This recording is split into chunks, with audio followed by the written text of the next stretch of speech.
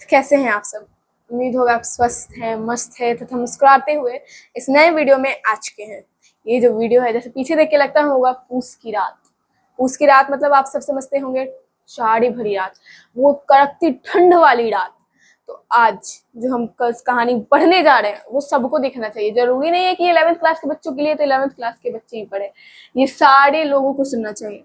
ये हमें ये बताएगा कि जो भोजन हम ऐसे ही ठुकरा देते हैं, उसको उगाने में उस किसान की क्या स्थिति होती है, वो कैसे क्या स्थिति थी, उसे पार करके निकलता है। ये सब पूरी कहानी इस पूस की रात कहानी में है। ये एक दर्दनाक कहानी है जो हर एक आदमी को अंदर से महसूस करा देगा कि सच में किसान की जिंदगी इतनी हार्ड होती है। तो चलिए शुरू करते हैं। इसे हमारे जो महान कवि, एक बहुत ही महान कवि प्रेमचंद्र जी ने लिखा है। चलिए पहले तो उनके बारे में जानेंगे, क्योंकि इतने महान कवि हैं जो किसानों को भी देखे हैं, जो किसानों की स्थिति का भी वर्णन हम लोग के सामने कर दिए हैं। जन्म 31 जुलाई को हुआ है इनका। एक मिनट, हाँ, जन्म 31 जुलाई को हुआ है। निधन 18 अक्टूबर को हुआ है। ग्राम लमही, वाराणसी, उत्तर प्रदेश। उत्तर प्रदेश की महान भूमि से एक महान कवि, एक महान क्या लेखक उत्पन्न हुए हैं। धनपत राय आरंभिक लेखन नवाब राय के नाम से।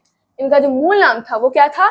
इनका जो मूल नाम था वो था धनपत राय, और इनका आरंभिक जो लेख था किस नाम से जाना जाता था? नवाब राय के नाम से। माता पिता का नाम आनंदी देवी, मुंशी अजाब राय। शिक्षा 1910 में इंटर, 1919 में बीए। वृत्ति पैसा जिससे वो कमाते थे, प्राइवेट ट्यूशन देते थे। अध्यापिका, जिला बोर्ड की सब इंस्पेक्टर। जलियांवाला बाग हत्याकांड और असहयोग आंदोलन बिछड़ने के कारण सरकारी नौकरी छोड़ दी। आपको जैसे पता होगा कि जो जालियांवाला बाग हत्याकांड हुआ था और जो असहयोग आंदोलन हुआ था, इसके दौरान कई महान लोग ने अपना अपना जॉब, अपना अपना जो सरकारी नौकरी था उसे ठुकरा दिया था, उसे छोड़ दिया था। क्योंकि ऐसा हमारे देश पिता गांधी जी ने कहा था। तो इन्होंने भी अपना जो सब इंस्पेक्टर का नौकरी था वो जलियांवाला हत्याकांड और असहयोग आंदोलन के कारण छोड़ दी थी, ठुकरा दी थी। संपादन मर्यादा, माधुरी, जागरण, हंस। इन्होंने इस सब चीज में संपादन किया है। क्या नाम है? मर्यादा, माधुरी, जागरण, हंस। इसको आप लोग सर्कल कर लो, इसको अंडरलाइन कर लेना, ठीक है। प्रमुख कृतियां सेव सदन, प्रेमाश्रम, रंगभूमि, कायला, निर्मला, गबन, क्रमभूमि, गोदान आदि मौलिक उपन्यास हैं। ये सब क्या है? मौलिक उपन्यास है, ठीक है।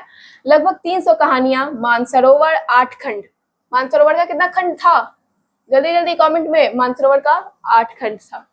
अनेक निबंध, लेख, टिप्पणियां आदि, विविध प्रसंग 3 खंड में संकलित अनेक अनुवाद। हिंदी के महान कथाकार प्रेमचंद अब विश्व साहित्य की विभूति बन चुके हैं, ठीक है। हिंदी के जो महान कथाकार थे वो अब विश्व में उनकी कविताएं पढ़ी जाती हैं।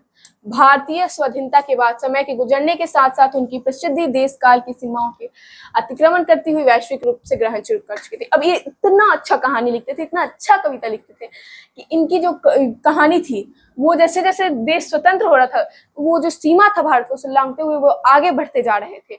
वो अपना खुद का पहचान बना रहे थे, वो अपना पहचान अपनी कहानियों से पूरी दुनिया को दिखा रहे थे।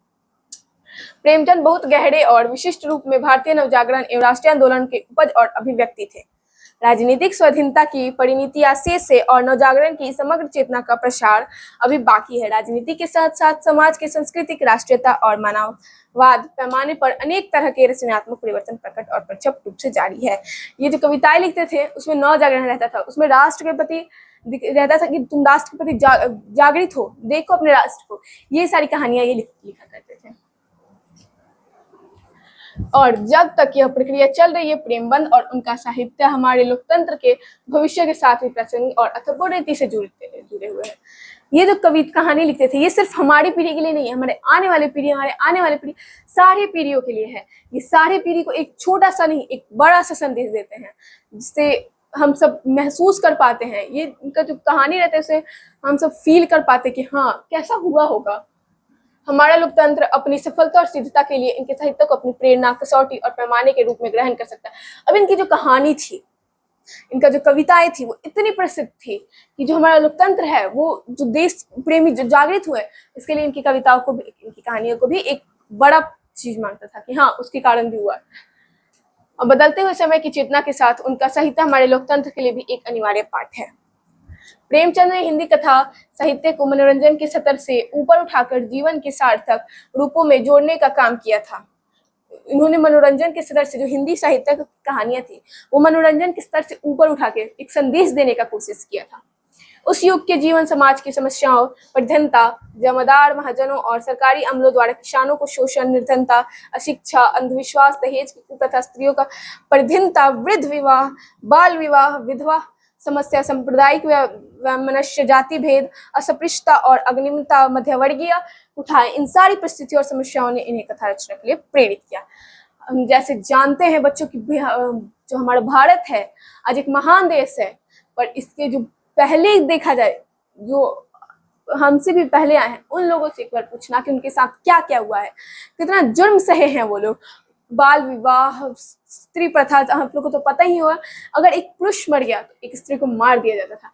ये सब चीजें जो थी ये इन्हें जो जाति भेद था, तुम छोटे कास्ट के हो, मैं तुम्हारे साथ नहीं बैठ सकता, इन सब के लिए इन्होंने लड़ा, इन सब के लिए इन्होंने खड़ा हुआ। और साथ ही साथ ये सारी वजह थी जो इनको इतने महान महान कविताएं, जो किसानों के साथ महाजन जबरदस्ती करते थे, जो पैसा लेने के लिए उन पर कर बोझ ला देते थे, इन सब के कारण वो प्रेरित होकर इतना मस्त मस्त, इतना अद्भुत, इतना फील करने वाली कहानियों को इन्होंने हम सबके को दिया है, जो आज अगर हम पढ़े तो हमको अंदर से महसूस होता है हम कितना गलत है कि हम एक किसान को कुछ समझते नहीं है, जबकि वो किसान हमें भोजन देने के लिए वो कितना मेहनत करता है, उससे सिर्फ 2 रोटी। अच्छा, आप देखते होंगे कि अगर महंगे ब्रांड हो, खाना को छोड़ के, जैसे पूमा का शूज देख लीजिए, वो कितने महंगे हैं, पर उसके जो ये हैं, जो मालिक हैं, उनको देखो कार से घूम रहा है, क्योंकि जूता के बिना हम चल सकते हैं, हम दौड़ सकते हैं, हम रह सकते हैं, पर खाना के बिना आप रह के दिखाओ, नहीं रह सकते हो। परंतु फिर भी हम किसानों को इज्जत नहीं करते हैं। क्यों? स्मार्टफोन के बिना हम रह सकते हैं, आज वो अरबपति हैं, और हमारे किसान के पास 10-20 रुपया भी नहीं होता है कि वो 2 टाइम का अच्छे से खाना खा सके। उन्होंने अधीरता और बेचैनी से इन समस्याओं और जीवन के विविध पहलुओं को अपने साहित्य में चित्रित किया था। ये समस्याएं विविध रूपों में आज भी हमारे साथ है। ये जो समस्याएं हैं ये अलग रूप से, अब देखा जाए तो देखिए, हर छोटे कास्ट के साथ गलत होता था, पर अब दुनिया बदल रही है, बड़ों के साथ भी अच्छा नहीं होता है। आज अगर आप बड़े कास्ट के हैं, मैं एक राजपूत हूँ कास्ट से, आज मुझे देखा जाए तो मुझे ऐसा लगता है कि मेरे भी फैमिली थोड़ा वीक सेक्शन से है। ऐसा नहीं है कि हम बहुत अमीर है, पर हम कहीं जाते हैं तो हमसे 2 गुना पैसा लिया जाता है, उनसे कम लिया जाता है।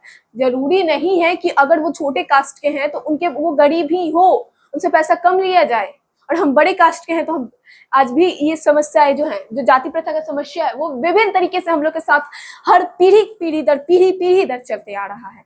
ये हमारी बड़ी समस्या हो सकती है बच्चों, इस पर जरूर ध्यान दें। इसलिए प्रेमचंद आज भी उतनी प्रासंगिक है। प्रेमचंद का साहित्य हमारे जाति और समाज के जीवन का दर्पण है। इनका जो साहित्य है, ये जो लिखते हैं, वो हमें दर्पण है, वो दिखाते हैं कि जाति प्रथा, समाज का जो गलतियां हैं वो हमारे सामने कैसे आती हैं। वह हमारे संक्रमणशील समाज, अंत संघर्ष और उसकी जीविका के साक्ष्य भी हैं। जो हमारा संक्रमणशील समाज है, इसमें इतने संक्रमण है, बाल विवाह करवा दो, सती प्रथा कर दो, ये सब समाज के लिए वो जीविका का साक्ष्य भी है। प्रेमचंद मुख्य रूप से किसानों के लेखक हैं। प्रेमचंद जी हैं वो किसानों की हर समस्याओं को दिखाते हैं, हर समस्या को बताते हैं।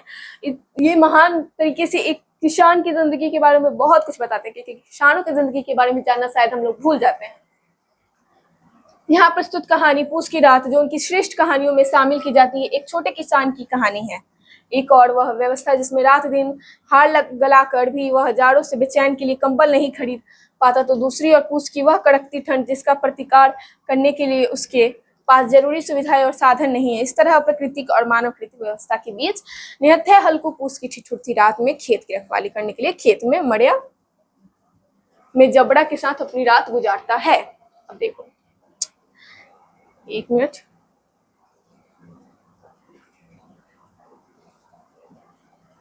हाँ, ये जो कहानी है पूस की रात, वो एक किसान के बारे में है।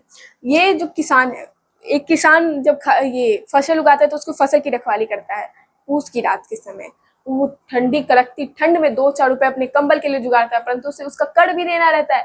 वो जो पैसे बचाता है वो उस कर में दे देता है, और जो पूस की ठंडी कड़कती रात है वो उसे जानबूझ के जाड़े में अकड़ती रहती है। और जो ये हल्कू है, हल्कू पूस की ठुठुरती रात में अपनी खेत की रखवाली करता है जब उसके पास कंबल नहीं है। ये एक प्राकृतिक और मानवकृत व्यवस्था के बीच निहत्था हल्कू, मतलब जो जिस प्राकृतिक ठंड दे रही है और मानवकृत कंबल नहीं है बेचारे के पास। और जबड़ा, जबड़ा अच्छा, यहाँ जबड़ा कौन है? जबड़ा हल्कू का कुत्ता है।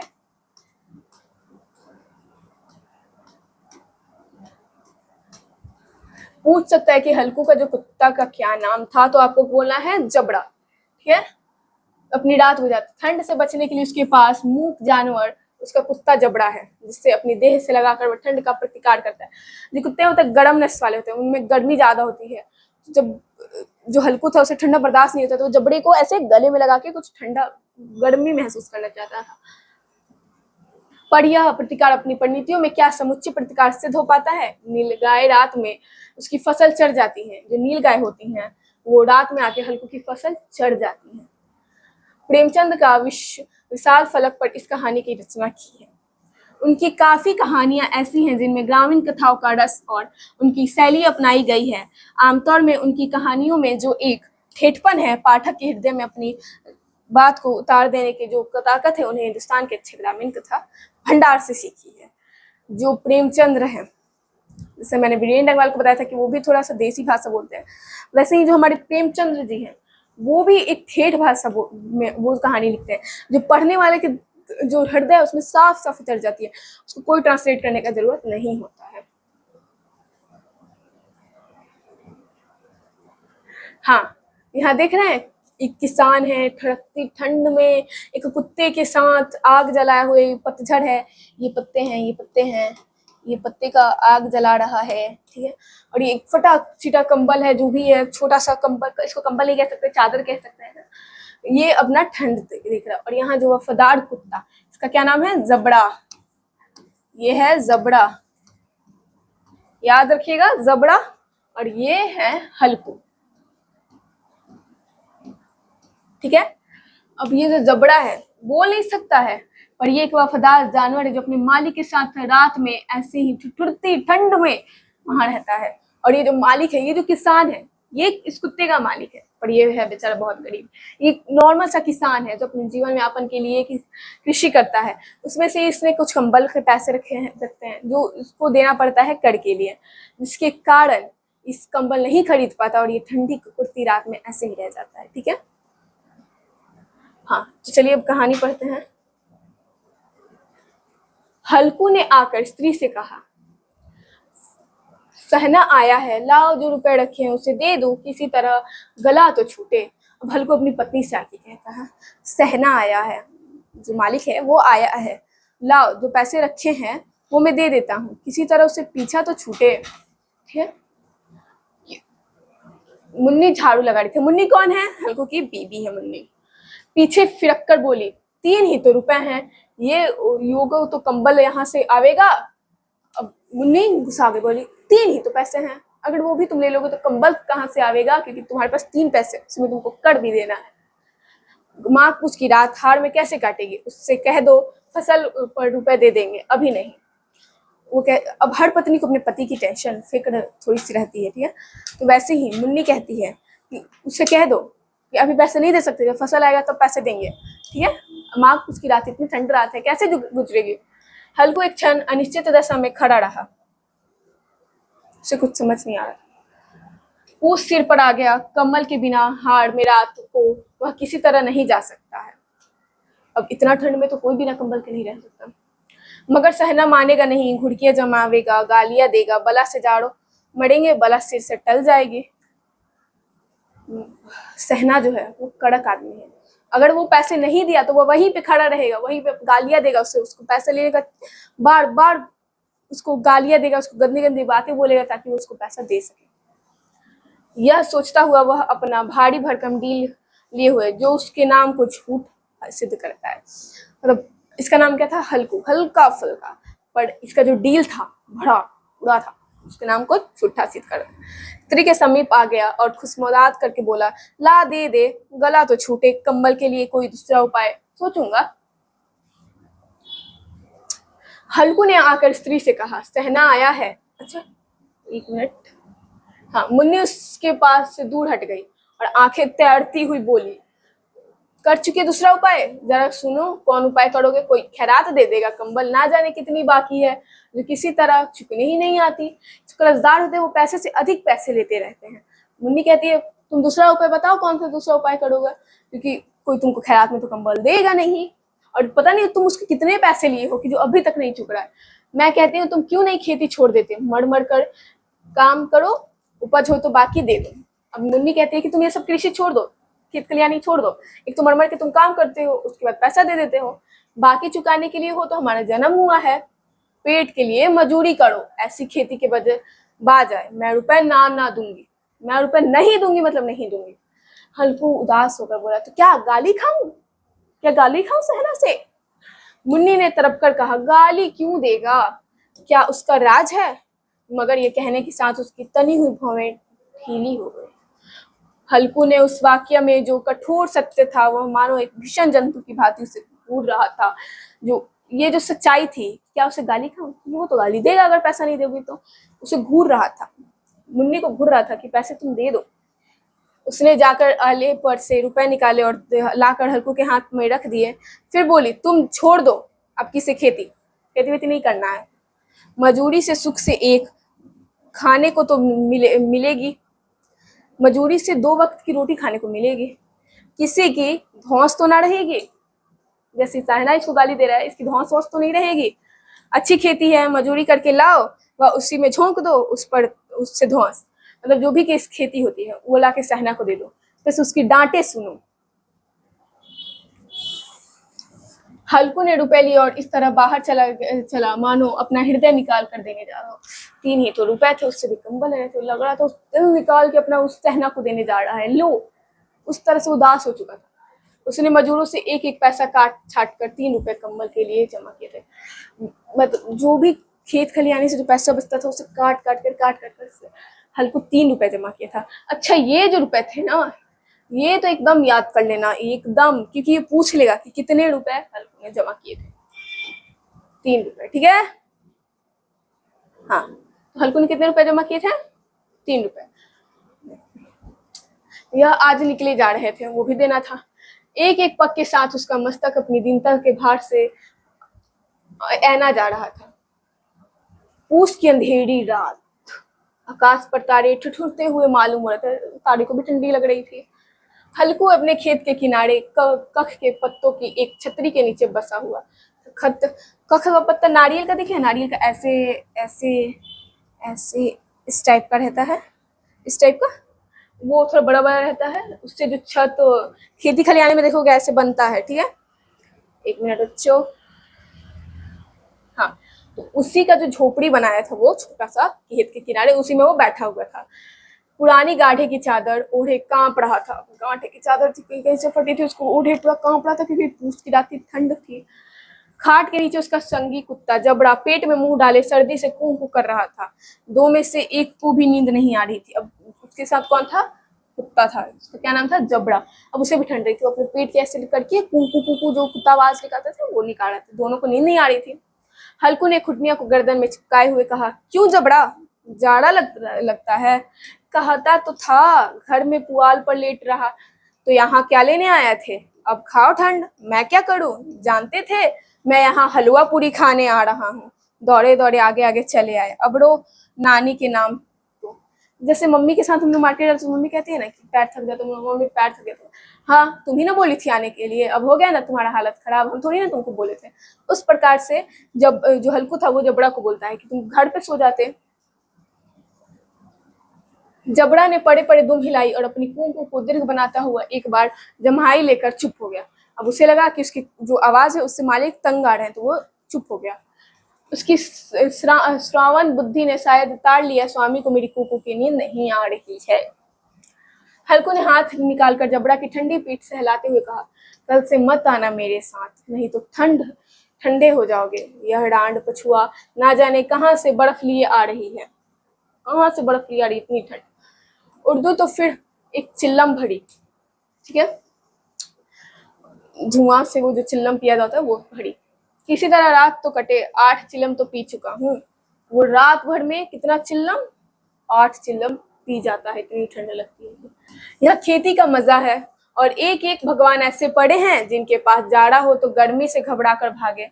मतलब भगवान का मतलब है जो बड़े बड़े अमीर आदमी है वो आराम से कंबल लिए, मोटे मोटे कंबल लेके सो रहे हैं, इसके पास जाड़ा भी जाए तो गर्मी के कारण भाग रहे हैं। मोटे मोटे गद्दे, लिहाफ, कम्बल, मजाल है कि जाड़ी की गुजर हो जाए, तकदीर की खूबी है, मजदूरी हम करे मजा दूसरा लूटे। मजदूरी हम कर रहे हैं, मजा दूसरा लूट रहा है। हल्कू उठा और गड्ढे में से जरा सी आग निकालकर चिल्लम भरी। जबड़ा भी उठा बैठा जाता है। हल्कू ने चिल्लम पीते हुए कहा, पिएगा चिल्लम? जरा तो क्या कहा क्या जाता है, हाँ जरा मन बहल। जबड़ा ने उसके मुंह की और प्रेम से झलकी हुई आंखों से देखा, ठीक है। अब वो पूछा पिएगा, तो जबड़ा ने ऐसे उसको प्यार से मुस्कान से दिखा, ठीक है। हल्कू, आज और जाड़ा खा ले, कल से मैं यहाँ पुआल बिछा दूंगा, उसी में घुसकर बैठना, तब जाड़ा ना लगेगा, ठीक है। मैंने पहले ही बोला था कि जो प्रेमचंद की कविताएं हैं, जो कहानियां हैं, उसमें ठेठ भाषा, इसलिए उन्होंने यहाँ तब इस्तेमाल किया, ठीक है। आज जाड़ा खा ले, हल्कू कहता है, कल से मैं पुआल जैसे घर पे बिछा रहता है उसमें बिछा दूंगा, उसमें घुस के बैठना। जबड़ा ने अगले पंजे उसकी घुटनियां पड़क दिए और उनकी मुंह के पास अपना मुंह ले गया। हल्कू को उसकी गर्म सांस लगी। कुत्ता मैंने पहले ही बताया था गर्म नस्ल वाले होते हैं, इसीलिए हल्कू को थोड़ी गर्मी लगी। बेल्स पोकर हल्कू फिर लेटा और निश्चय करके लेटा कि चाहे कुछ हो जाए, अब की सो जाऊंगा, इस बार पक्का सो जाऊंगा। पर एक ही क्षण में उसके हृदय में कंपन होने लगी, ठंडी फिर आ गई ना। कभी इस करवट लेटा, कभी उस करवट, पर जाड़ा किसी पिचास की भांति उसकी छाती को दबाए हुए थे, इतनी ठंड लग रही थी। जब किसी तरह से ना रहा गया तो उसने जबड़ा को धीरे से उठाया और उसके सिर को चपाकर, मतलब ऐसे ठोकर अपनी गोद में सुला लिया। कुत्ते की देह में जाने कैसी दुर्गंध आ रही थी, पर वह उसे अपनी गोद से चिपटाए हुए सुख का अनुभव कर रहा था, क्योंकि कुत्ता जो था गर्म सांस वाला था, उसके शरीर से बदबू आ रही थी, पर हल्कू को कोई मतलब नहीं, उसे ऐसे चिपकाए हुए आराम से नींद ले रहा था, जो इधर महीनों से उसे ना मिला था। ठंडे नहीं लगी थी। जबड़ा शायद समझ रहा था कि स्वर्ग यही है। जबड़ा को भी लग रहा था कि स्वर्ग यही है, मेरे मालिक की गोद में मेरा स्वर्ग है। और हल्कू का पवित्र आत्मा में तो उस कुत्ते की प्रति घृणा का गंध तक नहीं थी, जो कुत्ते से गंध आ रही थी, जो घृणा आ रही थी, उसको हल्कू की आत्मा में थोड़ा सा उसको पता ही नहीं चल रहा था। अपने किसी अभिन्न मित्र या भाई को भी वह इतनी ही तत्परता से गले लगाता। वह अपनी दीनता से आहत ना था जिसने आज उसे इस दशा में पहुंचा दिया। नहीं, इस अनोखी मैत्री ने जैसे उसकी आत्मा के सब द्वार खोल दिए थे और उसका एक एक अणु प्रकाश में चमक रहा था। सहसा जबड़ा ने किसी जानवर की आहट पाई। तभी जो जबड़ा था वो किसी जानवर की आवाज सुनी, आहट सुनी, ठीक है। इस विशेष आत्मीयता से ने उसने एक नई स्फूर्ति पैदा कर दी थी, जो हवा के ठंडे झोंके को तुच्छ समझती थी। अब इसे लगा कोई मेरे माली का फसल नष्ट ना कर दे, उसके अंदर इतनी एनर्जी आ गई कि जो ठंडी थी उसके सामने कुछ नहीं थी, कुछ थी ही नहीं, तुच्छ हो गई थी, छोटी सी।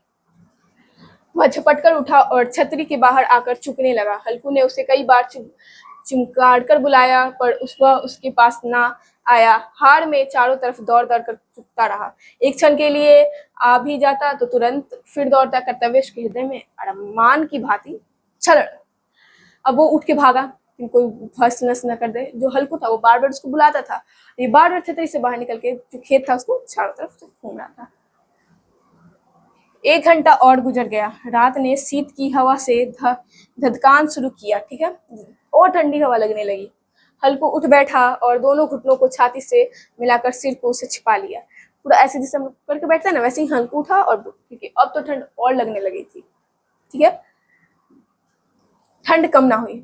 अब ऐसे बैठने से ठंड थोड़ी ना, उतना ठंड था थोड़ी ना कम होता। ऐसा जान पड़ता था सारा रक्त जम गया है। ठंडी हवाएं थी वो सारी उसके रक्त को जमा दी थी, ऐसा लग रहा था, ठीक है। धमनियों में रक्त की जगह हिम बह रहा है, ठंडी हवाएं बह रही हैं नसों में। उसने झुककर आकाश और देखा। अभी कितनी रात बाकी है, सप्तवर्षीय अभी आकाश में आधे भी नहीं चढ़े हैं, ठीक है। ऊपर आ जाएंगे तब कहीं सवेरा होगा। अब वो जो हल्कू था वो दिख रहा था दिन कब होगा भाई, क्योंकि दिन में थोड़ा सा आराम मिलेगा, रात को तो और ठंडी रहेगी। अभी पहर भर से ऊपर रात है। हल्कू के खेत से कोई एक गोली के टप्पे पर आमों की बाग था, ठीक है।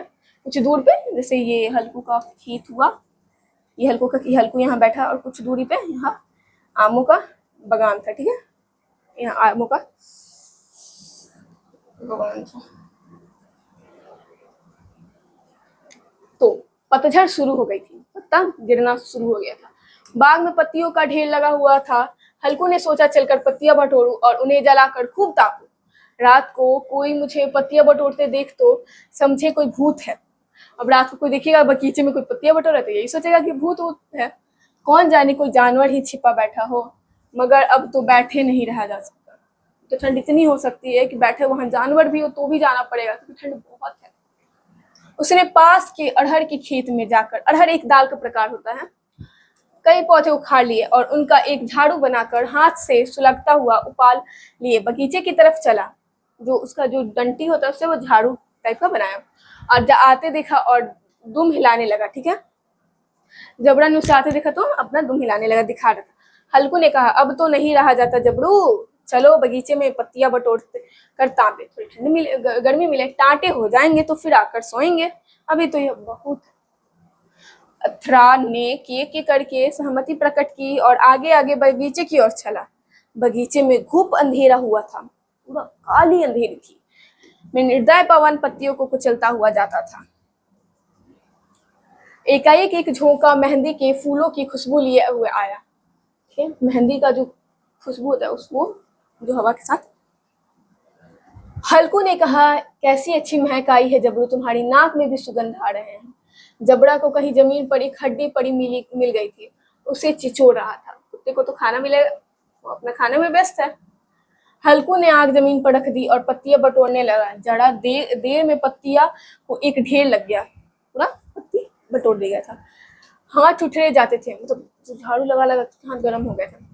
नंगे पांव गले जाते थे और वह पत्तियों का पहाड़ खड़ा कर रहा था। इसी अलाव में वह ठंड को जलाकर भस्म कर देगा, जो आग जलाएगा उसको भस्म कर देगा। थोड़ी देर में अलाव जल उठा, उसकी लौ ऊपर वाले वृक्ष की पत्तियों को छू छू कर भागने लगे। पूरा आग का लपेटा ऊपर पौधों को छू रहा था। उस अस्थिर प्रकाश में बगीचे के विशाल वृक्ष ऐसे मालूम होते थे मानो उस अथाह अंधकार को अपने सिरों पर संभालते हुए हो। अंधकार के उस अनंत सागर में यह प्रकाश एक नौका के समान हिलता मचलता हुआ जान पड़ता था। हल्कू ने आग जमीन पर रख दी, जो आग था। पत्तियां बटोरने लगा। जरा देर में पत्तियों का एक का ढेर लग गया।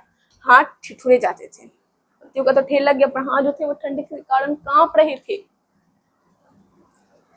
नंगे पांव गले जाते थे, नंगा पैर था।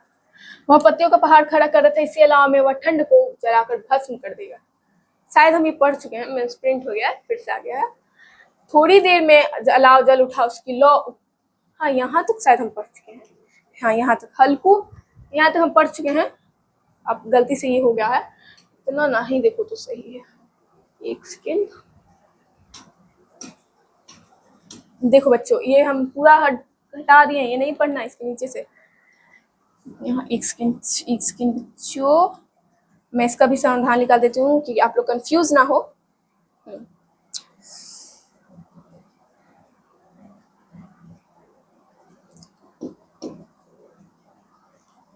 एक सेकेंड, हाँ यहाँ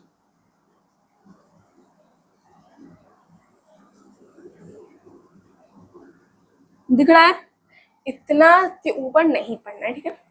हल्कू अलाव, एक मिनट, अब पेन पे आ जाए। हल्कू अलाव के सामने बैठा आग, हाँ हल्कू अलाव के सामने बैठा आग ताप रहा था। मतलब एक क्षण में उसने दोहर उतार कर बगल में दबा ली और दोनों पाँव फैला लिए। अब उसे थोड़ी गर्मी महसूस होने लगी, मानो ठंड को ललकार रहा हो, चिल्ला रहा हो। तेरे जी में जो आए सो कर। ठंड की असीम शक्ति पर विजय पाकर वह विजय गर्व के हृदय में छिपा न सका। उसने जबड़ा से कहा, क्यों जबड़ा, अब ठंड नहीं लग रही है? जबड़ा ने कूकू करके मानो कहा, अब क्या ठंड लगती हो ही रहेगी, पहले से यह उपाय ना सूझी थी जो अब कर रहे हो? नहीं, इतनी ठंड ना खाते, उतना ठंड नहीं मिलता तुमको। जबड़ा ने पूछ हिलाई, अच्छा आओ इस अलाव को कूद कर पार करे, देखिए कौन निकल जाता है। अगर जल गए ऊंचा तो मैं दवा ना कराऊंगा। अब ये हल्कू को थोड़ा गेम वाला मजा आ रहा था। जबड़ा ने उस अगेन राशि को की और कतार नेत्रों में देखा। मुन्नी से कल ना कह देना, नहीं तो लड़ाई करेगी। हल्कू ने कहा कि मुन्नी से, मेरी पत्नी से नहीं कहना, वरना अगर तुमको कुछ हो गया तो मुन्नी तो मेरे मार डालेगी। यह कहता हुआ वह उछला और अलाव के ऊपर से साफ निकल गया। पैरों में जरा लपट लगी, पर यह कोई बात ना थी। जबड़ा आग के गिर्द में घूमकर उसके पास आ खड़ा हुआ। हल्कू ने कहा, चलो चलो, इसकी सही नहीं, ऊपर से कूद कर आओ। फिर कूदा और अलाव के इस पार आ गया। पत्तियां जल चुकी थी, बगीचे में फिर अंधेरा छा गया, ठंड फिर लगने लगी। राख के नीचे कुछ कुछ आग बाकी थी, कुछ जो हवा का झोंका आ जाने पर जरा जाग उठती थी, पर एक क्षण में फिर आंखें बंद कर लेती। हवा था, फिर खत्म, पूरा खत्म। हल्कू ने फिर चादर ओढ़ ली, अब फिर ठंडी लगने लगी। गर्म राख के पास बैठा हुआ एक गीत गुनगुनाने लगा। उसके बदन में गर्मी आ गई थी, पर जो जो शीत बढ़ती जाती थी उसे आलस्य दबाए लेता था। ईख कर जबड़ा सूर से भूख कर खेत की ओर भागा। हल्कू को ऐसा मालूम हुआ कि जानवरों का एक झुंड उसके खेत में आ गया। हल्कू को भी लग रहा है कि जानवर का झुंड उसके खेत में आ रहा है। शायद नीलगायों का झुंड था, जिसके चारे चढ़ जाएंगे। उसके कूदने दौड़ने की आवाजें साफ कान में आ रही थी। फिर ऐसा मालूम हुआ कि वह खेत में चर रही है। उसके चबाने की आवाज चर चर सुनाई दे रही थी। नीलगाय खा रही थी, आवाज आ रहा था, ठीक है। उसने दिल में कहा, नहीं, जबड़ा के होते कोई जानवर खेत में थोड़ी ना आ सकता है। नोच ही डाले, खा जाए जबड़ा उसको। मुझे भ्रम हो रहा है, कहाँ अब तो कुछ नहीं सुनाई देता। मुझे भी कैसा धोखा हुआ है, मुझे लगा धोखा हुआ है। उसने जोर से आवाज लगाई, जबड़ा जबड़ा। जबड़ा भूखता रहा, उसके पास ना आया। जबड़ा चिल्ला रहा था, भौंक रहा था कि तुम आओ मेरे पास, यहाँ नीलगाय आ चुकी है। फिर खेत के चढ़े जाने की आहट मिली। अब वह अपने के धोखा ना दे सका। उसे अपनी जगह से हिलना जहर लग रहा था। कैसा दंदाया हुआ बैठा था इस जाड़े पाले के खेत में। जाना, जानवरों के पीछे दौड़ना असूझना जान पड़ा। मतलब अब उसको थोड़ा आलस लगने लगा था, और ये कितना आराम से तो भी बैठा था, अभी फिर जाना पड़ रहा है। थक गया था वो, उसे आलस आने लगी थी, जैसे तुम्हें आती है जब मम्मी एक गिलास पानी मांग दे तो। वह अपनी जगह से ना हिला। उसने जोर से आवाज लगाई, लिहो लिहो लिहो। अच्छा, जब गांव में आते तो ऐसे आवाज निकालते, बोले थे ना ठेठपन, देख लो ये लिहो लिहो लिहो करके चिल्ला रहा था उसे कि तुम भागो, लेकिन नीलगाय भाग ना सकी। जबड़ा भूख उठा। जानवर खेत चर रहे थे, फसल तैयार है, किसी अच्छी खेती थी, पर ये दुष्ट जानवर उसका सर्वनाश किए डालते हैं, खा जाते हैं। अच्छी खेती थी पर ये खा जाते। हल्को पक्का इरादा करके उठा और 2-3 कदम चला, पर एक हवा का ऐसा ठंडा चुभने वाला बिच्छू का ठंड का सा झोंका लगा कि वह फिर बुझते हुए अलाव के पास आ गया। चल ठंडा लगा, चलो फिर चलते हैं उसी ठंडे अलाव के पास। और आग को कुरेद कर अपने ठंडी देह को गरमाने लगा, ठीक है। जबड़ा अपना गला फाड़ी डालता था, नीलगाय खेत का सफाया किए डालती थी, और हल को गर्म राख के पास शांत बैठा था आराम से, जैसे उसे कोई फर्क ही नहीं पड़ता है। आक्रमणता ने रस्सियों की भांति उसे चारों तरफ से जकड़ लिया था, और रस्सी ने उसको पकड़ के रखा था, नहीं उठना है यहाँ से। उसी राख के पास गर्म जमीन पर वह चादर उठकर सो गया। नींद आ गई अब उसे। सवेरे जब उसकी नींद खुली तब चारों तरफ धूप फैल गई थी, और मुन्नी कह रही थी, क्या आज सोते ही रहोगे तुम? यहाँ आकर रम गए, और उधर सारा खेत चौपट हो गया। मुन्नी भी आ चुकी थी अब। हल्कू ने उठकर कहा, क्यों, क्या तू खेत से होकर आ रही है? मुन्नी बोली, हाँ, सारे खेत का सत्यानाश हो गया है। भला ऐसा भी कोई सोता है? तुम्हारा मैया डालने से क्या हुआ? तुम यहाँ सोए, क्या हुआ उससे? खेत तो फिर भी सर्वनाश हो गया है। हल्कू ने बहाना किया, मैं मरते मरते बचा, तुझे अपने खेत की पड़ी है? पेट में ऐसा दर्द हुआ कि मैं ही जानता हूँ, मतलब दर्द हुआ वो मैं ही जानता हूँ। अब बहाना तो कोई बनाना था, क्योंकि मुन्नी तो गुस्सा आ चुकी थी। दोनों फिर खेत की डांड पर आए। देखा सारा खेत रौंदा पड़ा हुआ है, और जबड़ा मड़िया के नीचे चित लेटा है। बड़े आराम से, मतलब मानो प्राण ही ना हो, जबड़ा मड़ा जैसा पड़ा हुआ है।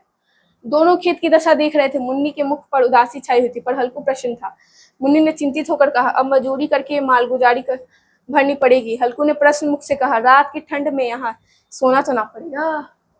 अब उसे लगा चलो खेती, हल्कू खुश था, मुन्नी थोड़ी उदास थी। मुन्नी बोली कि अब देना हल्कू को ऐसा लगा ये रिलैक्स है, चलो रात में यहाँ ठंड पे जो वो कष्ट सहा वो कष्ट तो ना सहना पड़ेगा, आराम तो मिलेगी। तो ये थी पूरा जो पूस की रात, एक प्रसिद्ध कविता, ये काफी प्रसिद्ध है। अच्छा हम देखिए इसमें कि किसान की जिंदगी कैसी है। वो इतने ठंड में, अच्छा कई बच्चे होंगे, कई बच्चे जो यहाँ पढ़ाई कर रहे हैं, वो उनके पापा किसान खेती करते होंगे, उन्हें खुद पे शर्म आती होगी। वो अपने दोस्तों से बोलते होंगे, पापा क्या करते? कुछ नहीं, ऐसे ही घर का काम, मतलब कुछ बोल झूठा, और अपने खेती नहीं बताते। ज्यादातर बच्चे ऐसे ही होते हैं, झूठ बोलना नहीं प्लीज। क्यों? पता है तुम्हारे पापा कितना महान काम कर रहे हैं? तुम्हें नहीं पता है, तुम्हारे पापा हजारों लोगों को, करोड़ों लोगों को खाने की सुविधा दे रहे हैं, जिसके बिना उनकी पूरी जिंदगी खत्म हो सकती है, वो दे रहे हैं। आज पिज्जा बर्गर जो भी खा रहे हो सब खाने से जाए, सब तुम्हारे एक सुपर हीरो बोलते हैं ना, किसान जो है, किसान एक देश, और भारत में तो किसानों को सत सत नमन किया जाता है, क्योंकि ये जो किसान होते हैं, ये जो हमारी जो भारत की भूमि है उसे पहचानते हैं, तो ऐसी ऐसी चीजें उगाते हैं जो शायद दुनिया भर में नहीं मिलते। यहाँ करोड़ों मसाले, कई तरह के मसाले मिलते हैं। हमारा जो देश है भारत, वो एक महान देश है बहुत। तो ये जो भारत देश है, एक उसको कृषि प्रधान देश कहा जाता है।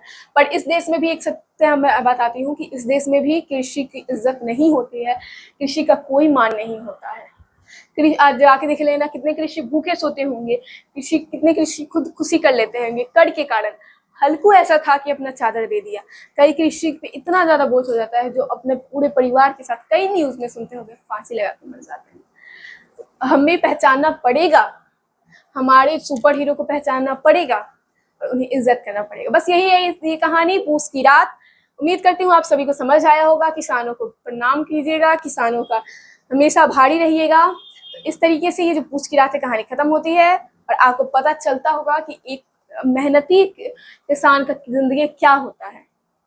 ये आपके अगर पापा किसान है, समझो वो हीरो है, सुपर हीरो है, सिर्फ आपके लिए नहीं पूरे देश के लिए, क्योंकि वो इतना कष्ट सह के भी आपको पढ़ा रहे हैं। वो चाहते हैं आप उनके जैसे कष्ट ना सह। तो उम्मीद है आपको ये कहानी बहुत बहुत पसंद आई होगी और इसको सबके पास शेयर करो। सबको पता चलना चाहिए कि किसान की जिंदगी कैसी होती है। जो खाना तुम सामने से ठुकरा देते हो उसे उपजाने में वो किसान कितना दिन रात मेहनत करता है। उम्मीद होगा आपको ये कहानी पसंद आए। स्वस्थ रहें, मस्त रहें तथा मुस्कुराते हुए इस चैनल पे फिर से आएं और अपना पढ़ाई पूरा करते रहें। मिलेंगे अगले वीडियो में ऐसे ही, तब तक बने रहें इस चैनल के साथ, क्योंकि इस चैनल आपको बनाएगा टॉपर।